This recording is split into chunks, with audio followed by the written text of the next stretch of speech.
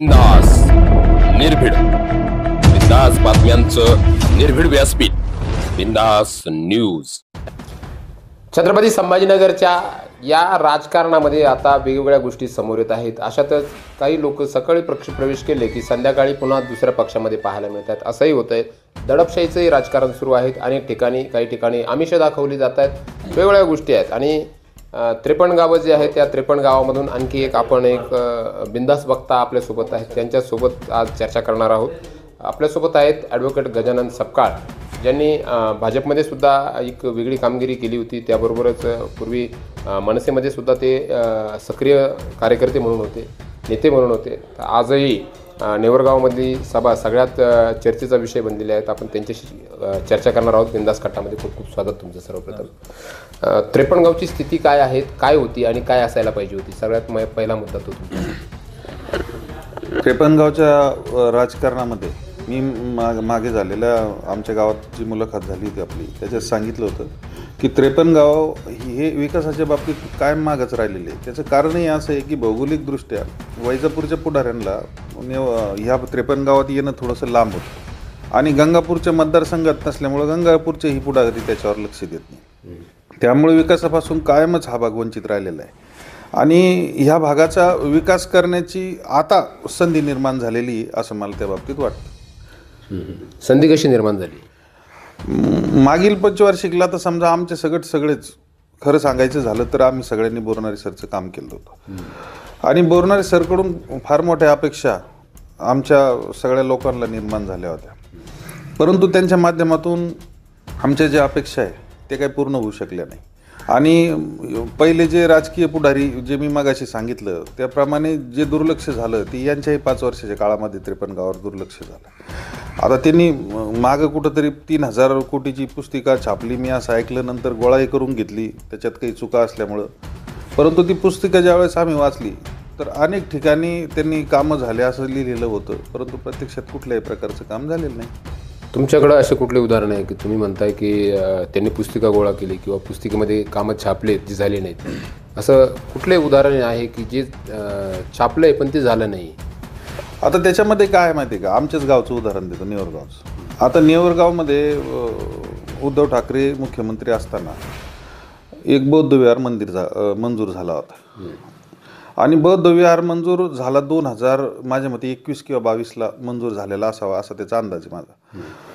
परंतु आता आचारसंहिता लागल्यावर त्या दिवशी मी माहिती घेतली तर राजवाड्यामध्ये आता तिथं JCB फिरून खड्डे खोदायचं काम अचानकच कुठून चालू झालं मलाही कळना. परंतु 2021ला जर अशा प्रकारचं काम मंजूर झालेलं आहे आणि ते पुस्तिकेतही छापलेलं आहे त्यांनी, तर मग ते काम प्रत्यक्ष पूर्ण व्हायला तर एवढे 2-3 वर्ष लागायचं काही कारण नाही, मंजूर जर झालेलं असेल तर. आणि आता आचारसंहिता लागल्यावर अचानकच त्यांना ते करायला सुचलं. ही पण फार मोठी, आता ते करतात की नाही करतात, पुन्हा चॉकलेटच देतात हे येणारा काळ सांगन. पण आज रोजी JCBनं काहीतरी खड्डे वगैरे खोदतायत अशी मी माहिती मला आहे. आणि दुसरं एक उदाहरण द्यायचं झालं तर आमच्याकडं नेवरगावच्या भिल्ल समाजाच्या वस्तीमध्ये महालक्ष्मी मंदिराचं सभामंडप दिलेला होता. त्याचंही काम 1.5-2 वर्षापासून बंद होतं. आता लगेच आचारसंहिता लागली नाही, इकडं दिनेश भाऊचं वातावरण चांगली परिस्थिती निर्माण झाली तर लगेच तिकडेही काहीतरी गज वगैरे आणून टाकलेत म्हणे, आता काहीतरी बिन्नीचं काम चालू केलं. म्हणजे मला असं म्हणायचं की हे मागील 2-3 वर्ष काही झोपले होते की हे काम करायला, आणि आज आचारसंहिता लागल्यावर लोकांना चॉकलेट देण्यासाठी हे सगळं काम सुरू आहे. त्यामुळे हे सगळं स्पष्ट आहे की आमदार साहेबांनी इकडचे जे 53 गावचं आहे धसका घेतलेला आहे, नेवरगावच्या कार्यक्रमाचा धसका घेतलेला आहे. त्याच्यामुळे कदाचित असं असू शकतं की त्यांनी कार्यकर्त्याला सांगितलं काय वाटेल ते करा पण मला मतदान द्या, अशी परिस्थिती आहे. नेवरगावच्या कार्यक्रमाचा धसका घेतल्याचं तुम्ही आता सांगितलं बोलता. नेवरगावमध्ये आमदारांना एक स्ट्रोक दिल्याचं पाहायला मिळतं की त्या तुमच्या गावामध्ये त्यांनी एक सभा घेतली आहे. काय स्थिती आहे नेमकं तिथं आणि पूर्वी कशी होती सभेच्या पूर्वी? दोन्ही सभेमध्ये काय फरक पडला? आता याची जरा मला विचारण्यापेक्षा सामान्य जनतेला विचारलं असतं तर ते जास्त बरं झालं असतं. त्याचं कारण असं आहे की आजही सामान्य जनता अशी म्हणते की दिनेश भाऊची जी सभा झाली तर तेवढी सभा ना याच्यापूर्वी भूतकाळात झाली ना भविष्यात होईल. आता काल आमदार साहेबाची सभा झाली, आता त्याच्यात कसे माणसं जमा केले याची काय चर्चा आहे या बाबतीत मी तुम्हाला सांगतो. तर काही जे महिलांचे बचत गट आहे त्यांना अशा प्रकारचं सांगितलं गेलं की तुमचे बचत गट ऑनलाईन करणार आहे, अशी चर्चा आहे गावामध्ये. आमच्या काही कार्यकर्त्यांकडून मला माहिती मिळालेली आहे. आता मला सांगा, आमदार कोणते बचत गट ऑनलाईन करत असतो का? आमदारचं काम आहे का ते?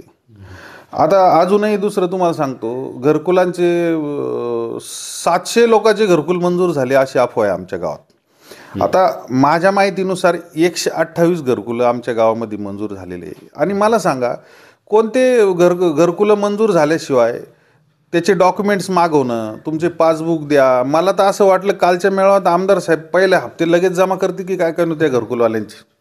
म्हणजे असं खोटं बोलून, खोटं सांगून त्या ठिकाणी आमदारांच्या कार्यकर्त्याला कार्यक्रमाला गर्दी जमवण्याचा काही प्रयत्न केलेला आहे. त्याचबरोबर एक रस्त्याचा विषय, रोजगार हमीच्या योजनेतून आता सगळ्याला माहिती आहे, शिकलेल्या लोकांना माहिती आहे. आता काही लोकांना ज्याला माहिती नाही त्यांना हे लोक चाटा मारतात. ॲक्च्युली रोजगार हमीचं हे जे काम आहे तर त्याची एजन्सी असते ग्रामपंचायत, आणि रोजगार हमीची जेवढे कामं असतात ते ग्रामपंचायतच्या माध्यमातून चालतात. आणि ते कामाचे मग तुमचे वरून, आता ते काय झालं, मला तुम्हाला ते बरं झालं ते एक सांगायचा विषय की देशामध्ये ईडी, विरोधी पक्षावर ईडी लावणं, असं ते एक मध्यंतरी किंवा आतासुद्धा तो मोठमोठ्या नेत्यांना त्रास देणं हा प्रकार आहे. आता आमच्या गावात असं झालं की तुम्ही जर इकडं नाही आले आमदार साहेबाचे याला तर तुमचे रस्ते बंद करू. म्हणजे आमच्याकडे ईडी बिडी नाही, पण काड्या तर चालू झालेल्या आहे किमान, अशी परिस्थिती निर्माण झाली आहे आमच्याकडे. 53 गावामध्ये रस्त्यांची स्थितीबद्दल तुम्ही सांगितलं की पाहिजे त्या पद्धतीचे रस्ते नाही बनले गेलेत. मला सांगा, आतापर्यंत झालेल्या आमदारांनी जी काही कामं केली असतील 53 गावामध्ये, त्यामध्ये अधिक सरस काम कुणी केलं आहे जे 53 गावातील लोकांना फायदेशीर ठरलेले आहेत? माझ्या माहितीनुसार योग्य आणि चांगलं काम हे स्वर्गवासी आर्य वाणी साहेबाचं होतं. उघड काम होतं. होणार असेल तर हो म्हणणे, आणि नसेल होणार तर नाही म्हणणे. म्हणजे आम्हाला जसं राजकारण कळतं तसं आर्य वाणी साहेबासारखा आमदार कधी झालेलं नाही आणि होणारही नाही असं मला वाटतं. नांदूर मधमेश्वर कालव्याचा विषय, जो कालवा तुमच्या जवळूनच जातोय, तर तो कालवा जर नसता तर काय स्थिती असते इकडे, काय म्हणतो? नाही, इकडं तसंही थोडंसं नेवरगाव आणि बगडी कानडगाव हा जो बेल्ट होता तर हा थोडासा गोदावरी नदी असल्यामुळं थोडी इथली परिस्थिती पाण्याची ही बरी होती.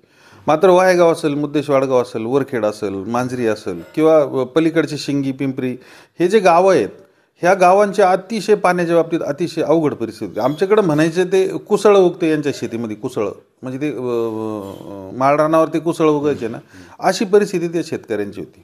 आता ते जे ह्या पाटाला म्हणजे नांदूर मधमेश्वर कालव्याला जे पैसे दिलेले आहेत तर ते शिवसेना पक्षाचे ज्यावेळेस मुख्यमंत्री होते जोशी साहेब, मनोहरराव जोशी यांनी हे पैसे दिलेले आहेत. आणि आर्य वाणी साहेबांनी स्वतः ते पाणी आणण्यासाठी खूप मोठा आंदोलन केलेलं आहे, खूप मोठा प्रयत्न केलेले आहेत. तेव्हा ह्या पाटाला आम्हाला पाणी दिसतं. आणि हा जो भाग आहे हा सगळा सुजलाम सुफलाम झाला असेल तर ते शिवसेनेच्या सरकारमध्ये दिलेल्या बजेटमुळं आणि आर्य वाणी साहेबांमुळं हे सगळं जे क्रेडिट आहे ह्या पाटाचं, कॅनॉलचं, तर ते सगळं आर्य वाणी साहेबाला मिळतं. आता आजही तुम्ही जर आता जाताना गेले तर मुद्देश वाडगाव हे कुसळचं गाव म्हणून प्रसिद्ध होतं. आज तिथं माझ्या मते 70 ते 80% तुम्हाला बागायत दिसेल अशी परिस्थिती आहे. जसं आत्ता आपण बोललो की अधिक सरस काम कुणी केलं, तर तुम्ही आता सांगितले अशा अनेक गोष्टी आहेत की ज्या लोकनेते स्वर्गीय आर्य वाणी साहेबांनी केलेल्या आहेत. सगळ्यात महत्त्वाचा विषय याकडे येतो आता. जसं आत्ताच्या स्थितीला तुमच्या भागामध्ये कामं सुरू आहेत किंवा होती, आता जसं तुम्ही सांगितलं की पुस्तिकेमध्ये छापलेत परंतु ते झालेले नाही आहेत. कुठली अशी महत्त्वाची कामं होती जी होणं गरजेचं होतं परंतु त्याकडे दुर्लक्ष केलं गेलं? त्या बाबतीमध्ये सर्वप्रथम मी सांगतो की आमदारांचे कामं काय असतात. आता आम्ही आमदारांचे एखादा पानद रस्ता देणं किंवा एखादं छोटंसं हे करणं ही आमदाराची कामं नाही. आमदारांनी ठोस कामं केली पाहिजे. जसे की वाणी साहेबांनी सरकारच्या माध्यमातून कॅनॉलचा प्रोजेक्ट जो झाला त्याच्याही अगोदर तो मंजूर झालेला आहे, पण त्यावेळेस त्याला मुख्य चालना युती शिवसेनेच्या सरकारमध्ये मिळाली आणि ती आमदारांच्या म्हणजे वाणी साहेबांच्या माध्यमातून मिळाली. त्याचं बजेट झालं, सगळं झालं. आता असं ठोस काम काहीतरी म्हणजे त्याच्यामुळे कमीत कमी 50-100 गावांना डायरेक्ट फायदा झाला. म्हणजे असे मोठमोठे जे प्रोजेक्ट असतात तर ते मोठमोठे प्रोजेक्ट सरकारकडून मतदारसंघात आणण्याचं काम आमदार साहेबाचं असतं. आता आमदार साहेब इथं आमच्याकडं सगळे ऊस उत्पादक शेतकरी, ऊस उत्पादक शेतकऱ्यांच्या दृष्टीने कोणताही प्रोजेक्ट आमदाराकडून आणले गेलेला नाही. आम्हाला दरवेळेस तुम्ही जर बघितलं तर ऊसाची अतिशय अवघड परिस्थिती ऊसाची झालेली आहे. आता गंगापूर सहकारी साखर कारखाना माननीय कृष्णा पाटील डोणगावकर यांच्या माध्यमातून सुरू झालेला आहे. आता मागच्या वेळेस थोडंसं ऑफ सीजनला तो सुरू झाला होता, पण ह्यावेळेस व्यवस्थित चालेल. आता ते कृष्णा पाटील सुद्धा शिवसेनेचे नेते, शिवसेनेच्या माध्यमातूनच ह्या इकडच्या लोकांचं समजा काम व्यवस्थित प्रकारे होऊ शकतं, अशी जनमानसामध्ये भावना आहे. आता आमदार साहेबाचं काय माहिती आहे का, आमदार साहेबांना ठोस एखादं कॉलेज नाही आणलं त्यांनी. आता आपल्याकडं मेडिकल कॉलेज नाही, आपल्याकडं इंजिनिअरिंग कॉलेज नाही, आपल्याकडं काहीच नाही. आता मग ह्या तालुक्यामध्ये आता तुमच्या वैजापूरचं तुम्हाला तुमच्या भागातला साखर कारखान्याचा विषय आहे, विनायकराव पाटील साखर कारखाना, पण का नाही होत यांच्याकडून सुरू? तुम्ही जर एवढे कार्यसम्राट आमदार म्हणजे स्वयंघोषित येते ॲक्च्युली, आता ते स्वतःच म्हणतात आम्ही कार्यसम्राट आहे, परंतु जर असेल कार्यसम्राट तर तुमच्याकडून हे सगळे कामं व्हायला अपेक्षित होते. तुमच्या 5 वर्षाच्या काळामध्ये तुम्ही म्हणता 3,000 कोटी आणले, पण का नाही कारखान्याला पैसे आणले?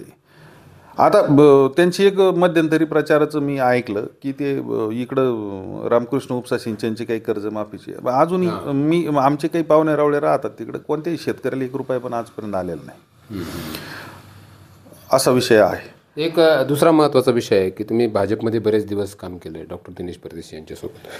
त्यामध्ये काम करत असताना भाजप आणि शिवसेना शिंदे गट, अजितदादा पवार राष्ट्रवादी गट असं एक युतीचं सरकार तयार झालं आहे. आणि आताची स्थिती जर आपण बघितली तर भाजपमध्ये वैजापूर गंगापूर विधानसभेमध्ये एक बंड होण्याच्या तयारीत आपल्याला एक नेता दिसतो आहे, एकनाथराव जाधव. त्यांनी उमेदवारी अर्जसुद्धा घेतला आहे. तर भाजपची स्थिती तुमच्याकडे कशी असणार आहेत? कारण की डॉक्टर दिनेश परदेशी यांनी शिवसेना उद्धव बाळासाहेब ठाकरे पक्षात प्रवेश केला. एकनाथराव जाधव हे महायुतीमध्ये पाठिंबा देण्याच्या तयारीत नाही आहेत, अपक्ष चळवळीच्या भूमिकेत येत आहेत. तर भाजपची स्थिती आणि भाजपची मदत शिवसेना एकनाथ शिंदे यांच्या उमेदवारासाठी कशी ठरेल, उपयोगी ठरेल आणि कशी घातक ठरेल? नाही, आता एकनाथराव जाधव यांनी मुळात निवडणूक लढायलाच पाहिजे. थांबायचं तरी किती दिवस यालाही काही मर्यादा असतात. आता एकनाथराव जाधवांना आता मला वाटतं एक 10 वर्षापूर्वी त्यांना 14ला भाजपाने तिकीट दिलं होतं, म्हणजे त्यांना वेळही नव्हता मिळाला. आणि आम्ही भारतीय जनता पार्टीमध्ये एकनाथराव जाधव असतील, दिनेश भाऊ परदेशी असतील, आमचे मित्र कल्याण भाऊ दांगोडे असतील आणि वालतुरी गुरुजी असन यांच्या नेतृत्वात आम्हीही काम केलेलं आहे. आता सगळ्यांनीच भारतीय जनता पक्षाने त्यावेळेच्या पूर्ण मदत यांना केली होती आमदार साहेबाला. मग आमदार साहेबांनी त्याची उपकाराची परतफेड भाजपच्या कार्यकर्त्यांना नेमकं काय दिली? आता आम्ही तर आत्ता 1 महिना झाला आम्हाला समजा इकडे येऊन, आम्ही तोपर्यंत भारतीय जनता पक्षातच होतो. मग भारतीय जनता पक्षात होतो तर आमच्या कोणत्या लोकांना विचारलं गेलं? आता तुम्हाला एक उदाहरण देतो मी की वाहेगाव ग्रामपंचायत निवडणुकीपूर्वी काही म्हणजे भाजपाच्या मतावर निवडून आलेले आमदार काय करतात हे मी तुम्हाला सांगतो. वाहेगाव ग्रामपंचायत निवडणुकीपूर्वी या ठिकाणी वाहेगावला काही प्रशासकाच्या पदावरून काहीतरी किरकोळ वाद निर्माण झाला, तर त्यांचे कार्यकर्ते आज जे त्यांच्याबरोबर शिंदे गटात आहे ते लोकांनी सांगितलं तुम्ही जर इथं भाजपच्या लोकांना मदत होईल अशी भूमिका घेतली तर आम्ही तुमच्या दारात येऊन उपोषण करू. आणि त्यांच्या दबावापोटी इथं कोण प्रशासक असायला पाहिजे आणि कोण नसायला पाहिजे याच्या बाबतीत जिल्हा परिषदेच्या सीओनला पत्र देणारे हे आमदार आहे. म्हणजे छोट्या छोट्या गोष्टीमध्ये एका ग्रामपंचायतच्या चिल्लर चाल्लर गोष्टीमध्ये लक्ष घालणारे आमदार आहे. मग यांनी ह्या गोष्टी केल्या आणि कोणाला विरोध केला? बरं, एवढं सगळं करूनही ग्रामपंचायतीची सत्ता त्यांच्या कार्यकर्त्याच्या ताब्यात नाही आली. ज्यांना विरोध करत होते तेच आमचे मित्र सुदामराव बळके यांच्या ताब्यात ही ग्रामपंचायत आली. म्हणजे ज्याच्या मागं लोक आहे त्यांना मदत नाही करायची, ज्याच्याकडं समजा जे त्यांचे कार्यकर्ते कॉन्ट्रॅक्टर्स आहे त्यांच्या माध्यमातून लाभ मिळतो, आमदाराच्या माध्यमातून त्यांना आणि त्यांच्या माध्यमातून आमदारांना, अशा लोकांना मदत करायची अशी त्यांची भूमिका आहे, अशी सगळ्या लोकांमध्ये चर्चा आहे. म्हणजे लोक ज्याच्या मागं आहे त्याला अजिबात सहकार्य करायचं नाही, लोकांच्या कामाला अजिबात महत्त्व द्यायचं नाही, फक्त इकॉनॉमिक लॉबिंगला जास्त महत्त्व द्यायचे असं त्यांचं काम आहे, अशी जनमानसामध्ये मोठ्या प्रमाणात चर्चा आहे.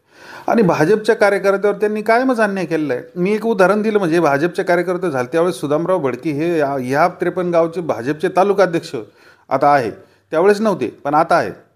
मग जर भाजपचे प्रमुख 53 गावच्या प्रमुख कार्यकर्त्याला जर अशी वागणूक मिळत असेल यांच्याकडून, तर माझं तर आता अर्ध्यापेक्षा जास्त लोक समजा भाजपचे दिनेश भाऊ परदेशी बरोबर आम्ही सगळे आलो, पण जे काही उरलेले सुद्धा असतील ते ते ते समजा त्यांनी सुद्धा त्यांचं काम करू नये असं मी आवाहन करतो. कारण की ते आता फक्त इलेक्शनपुरतं तुम्हाला वापरून घेणार आहे आणि त्याच्यानंतर ते तुम्हाला वापरून ते तुम्हाला कुठल्याही प्रकारचं सहकार्य करणार नाही. ही काळ्या दगडावरची पांढरी रेष.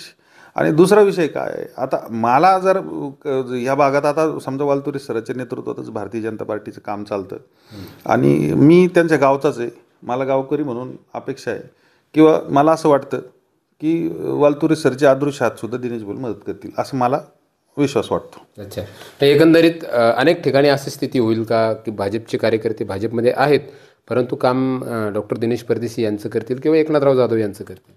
हा, आता एकनाथ जाधव जर उमेदवारी त्यांनी कायम ठेवली तर मग थोडासा बदल याच्यात होऊ शकतो, मी जे बोललो ते. परंतु मला असं वाटतं की भारतीय जनता पार्टी तनानं मनानं धनानं सगळे आपल्याबरोबर आहे आणि जे भाजपचे नेते आहे ते फक्त शरीरानंच त्यांच्याबरोबर आहे, मनानं नक्कीच दिनेश भाऊ बरोबर राहतील असं मला विश्वास वाटतो.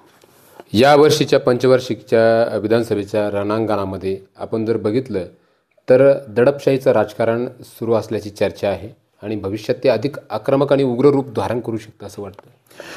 100% सत्तेचा गैरवापर हे करीत आलेले महाराष्ट्र लेवलला केलेला, देश लेवलला केलेला आहे आणि गावोगावात सुद्धा सत्तेचा दुरुपयोग सुरू आहे. सर्वसामान्य लोकाला सगळ्याच म्हणजे या 53 गावातल्या पूर्ण आमदाराच्या कार्यकर्त्याच्या माध्यमातून तुझं हे काम करणार नाही, तुझं ते काम करणार नाही, तुमच्याकडे झालेले सुरू असलेले रस्ते बंद करू, तुमच्या प्रशासकीय मान्यता कॅन्सल करू. आता ॲक्च्युली हे असं करता येत नाही, परंतु सर्वसामान्य लोकांना त्या बाबतीत इतकं माहिती नसल्याचा गैरफायदा घेऊन मोठ्या प्रमाणात दमबाजी सुरू आहे आणि मतदान जसं जसं जवळ येईल तसं तसं आमदारांच्या कार्यकर्त्याचं हा हौदोस अजूनच वाढत जाईल अशी आहे. परंतु त्यांनाही काउंटर करायची, त्यांना थांबवण्याची क्षमता आमच्यामध्ये आहे, त्याच्यामध्ये काही शंका असण्याचं कारण नाही. एक जाता जाता शेवटचे 2 महत्त्वाचे प्रश्न आहे. आत्तापर्यंत जी लोक आमदार झालीत त्यांच्यामध्ये तुम्ही सांगितलं की लोकनेते आर्य मोनी साहेब यांनी सरस काम केलं, परंतु या पुढच्या रेसमध्ये आता एक 10-15 दिवसावरती इलेक्शन आलेलं आहे, त्या रेसमध्ये अधिक सरस उमेदवार कुठला असणार आहेत आणि का सरस असणार आहेत ते सांगा. नाही, आता त्याच्यात काय आहे, आमचं तर आम्ही आता शिवसेना उद्धव बाळासाहेब ठाकरे या पक्षामध्ये प्रवेश केलेला आहे दिनेश भाऊसोबत.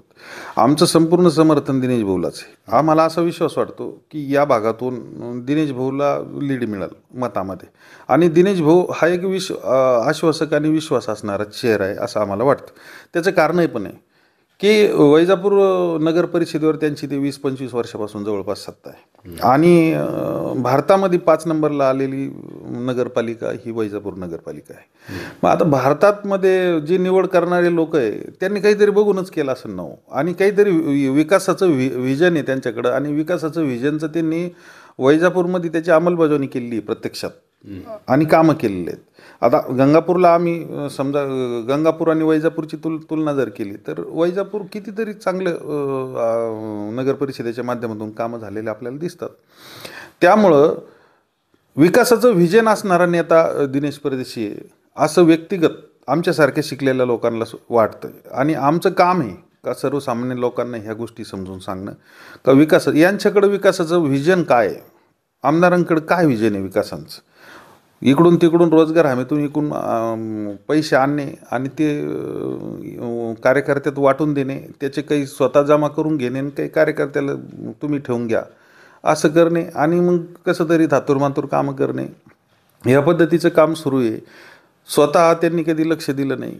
माझं तर एक स्पष्ट मत आहे का ह्या निवडणुकीत आमदार बोरणाऱ्यावर लोक कमी नाराज आणि त्यांच्या कार्यकर्त्यावर लोक जास्त नाराज.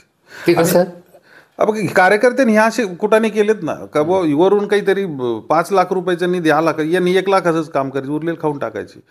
म्हणजे हे मी सर्वसमावेशक सांगतोय की पूर्ण तालुकाभरातच ही स्थिती आहे. आमच्याकडे सुद्धा 53 गावात ही स्थिती आहे की ते काम व्यवस्थित करायचं नाही, ज्या कामाला पैसे दिले ते काम नाही आणि स्वतः कार्यकर्त्यांनी खूप मोठ्या प्रमाणात पैसे कमवले याच्यातून. त्याच्यामुळं आता आजही तुम्ही बघा ना का 40-40, 50-50 गाड्यात आमच्या गावात काल 50 4 व्हीलर त्यांच्या मागं होत्या, मी असं ऐकलं. 50 ते आता मोटरसायकल, हा तुम्ही ते बरं काढलं ते. आमच्या गावात जो कार्यक्रम मोटरसायकल, मला एका कार्यकर्त्याने सांगितलं की एक चिंचणगावची गाडी होती, एक मनूरची एक आमच्या कार्यकर्ते होते, पाहुणे आमच्या घरी आले ना आम्हाला म्हणले ते बोरणे सरला सहकार्य करा. कुठले होते ते? मनूरचे. पण तुम्हाला मोटरसायकल रॅली काढायला जर मनूर चिंचणगावून लोक आणायला लागत असले आमदार असताना आणि तुम्ही म्हणता आम्ही शाश्वत विकास केला.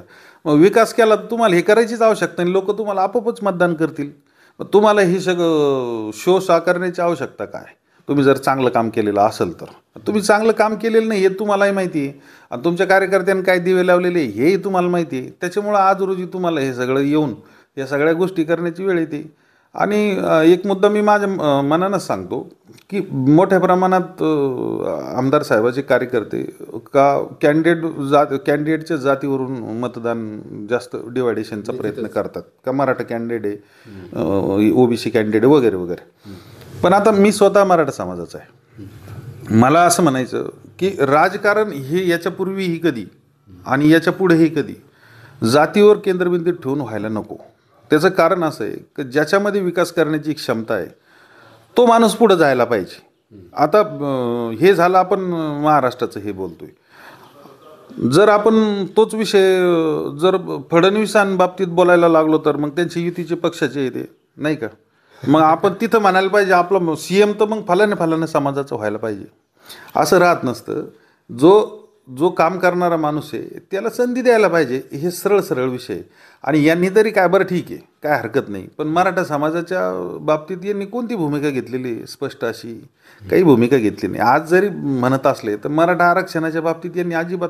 मला ते कोणीतरी मागे एक म्हणलं की यांचं एक फक्त जरांगे पाटलाबरोबर सोबत उभा राहून एक फोटोच दाखवा आमदार साहेबांचा.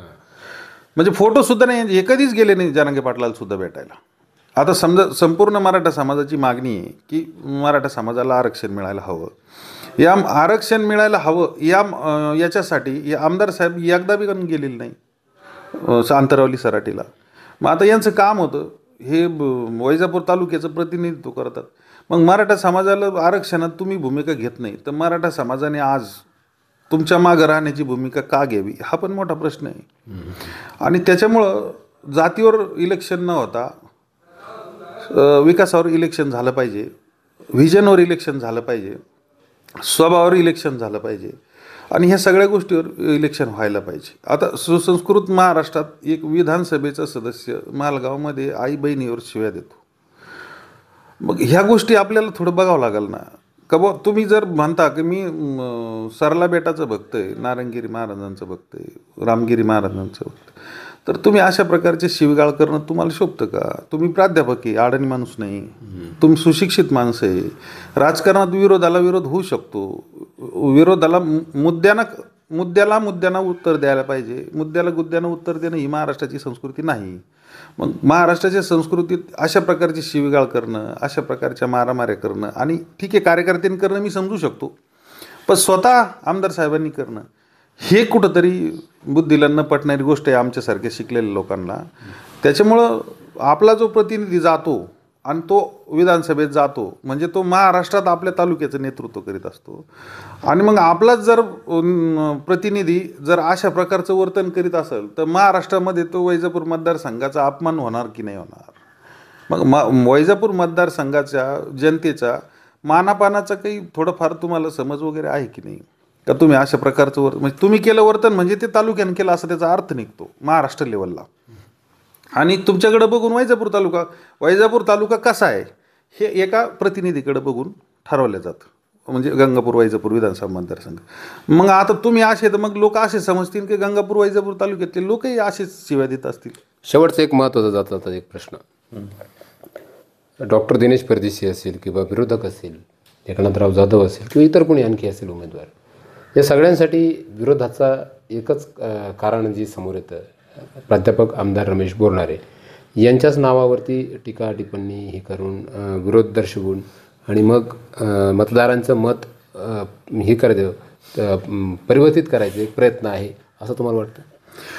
नाही, आता काय असतं ज्याच्याकडे सत्ता असते तो केंद्रबिंदू असतो राजकारणात, माझं असं व्यक्तिगत मत आहे. आणि आमदारकडे तालुक्याची सत्ता आहे, ते आमदार आहे या तालुक्याची.